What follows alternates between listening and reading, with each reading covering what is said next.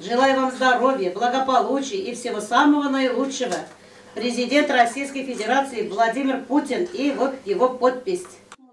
Гомерен балаларга белем бирүгә багышлаган Елизавета Алексеевна мактау сүзләрен тыйнак кына тыңлап тора. Бүген ихтирамга күмелсә дә, тормыш сугыш алдыннан туган кызны сирәк иркәли.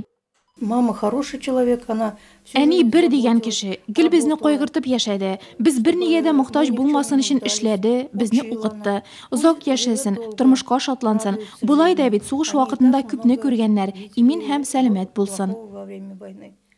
5 бала анасы, 4 онык һәм 3 оныкчык әбисе бүген кызы Татьяна тәрбиясендә. Юбилей табыны артында ул туган авылы Тимерлектә бергә укыган иптәшләрен, Советлар Союзы герое исемен йөрткән абыйсы Кузьма Кириллович Кузьминны искә төшерде. Сугыш елларында безне Тимерлек урманнарындагы шаулап үскән гөмбәләр, җиләкләр, шикләвекләр генә ачлыктан алып калды дип хатирәләрен яңартты.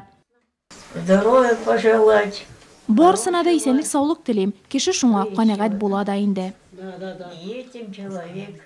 Гыйнвар аенда Нурлат районының 15ләп юбилеарына кадер һәм хөрмәт күрсәтеләчәк.